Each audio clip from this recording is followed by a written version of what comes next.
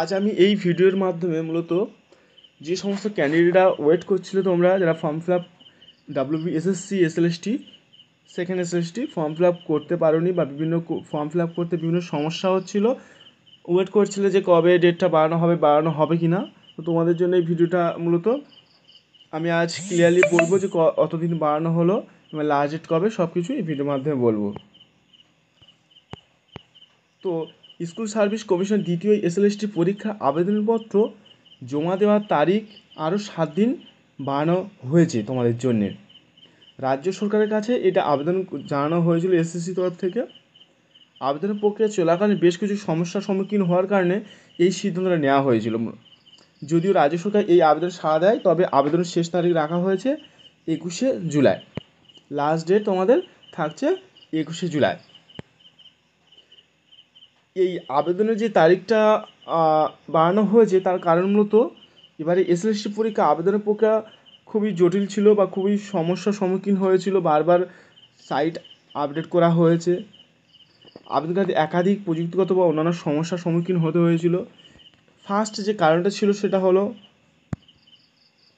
16ই June আবেদন প্রক্রিয়া শুরু হওয়ার পর থেকে সার্ভারের উপরে খুব চাপ ছিল, যার ফলে আবেদনকারীরা ফর্ম ফিল আপ করতে পারছিল না সঠিকভাবে। দ্বিতীয়ত OBC সমস্যাটা নিয়ে সমস্যা দেখা দিয়েছিল। OBC ক্যাটাগরির সংগত কিছু জটিলতার কারণে আবেদনের ওয়েবসাইটটি 3 দিনের জন্য বন্ধ রাখা হয়েছিল। এই সময়টিতে প্রযুক্তিগত কিছু পরিবর্তনও আনা হয়েছে, তার ফলে অনেকে ফর্ম ফিল আপ করতে পারেনি। তারপর ধীরগতি সার্ভার, এখনও সার্ভারের গতি সেইভাবে সচল হয়নি, তার ফলে অনেকে ফর্ম ফিল আপ করতে প্রবলেম হচ্ছে। তো এই বিভিন্ন কারণের জন্য ডেটটা বাড়ানো হয়েছে। রাজ্য সরকার কাছে এটা আবেদন করা হয়েছিল SSC তরফ থেকে, সেটা তারা সাড়া দিয়েছে এবং ডেটটা ফিক্স করা হয়েছে। এবছরে সবথেকে একটা গুরুত্বপূর্ণ নিউজ তোমাদের দিতে চলেছি যে এখনও পর্যন্ত কতজন ফর্ম ফিল আপ করেছে WBSSC সেকেন্ড SLSTতে। 9 জুলাই পর্যন্ত লাস্ট যে আপডেট পাওয়া গেছে, সেখানে 3,80,000 প্রার্থী ফর্ম ফিল আপ করেছে। এর মধ্যে 2,75,000 প্রার্থী পুরো সম্পূর্ণ প্রক্রিয়াটি কমপ্লিট করেছে। বাকি ফর্ম ফিল আপের অনেকের প্রবলেম হয়েছে বা সমস্যা হয়েছে। তো এটা 2016 সালের প্রথম SLST পরীক্ষার তুলনায় অনেকটাই কম, যেখানে 2016 সালে 22 লক্ষ প্রার্থী আবেদন করেছিল। এর প্রধান কারণ হলো এবারে পরীক্ষায় শুধুমাত্র B.Ed প্রার্থীরাই বসতে পারছে।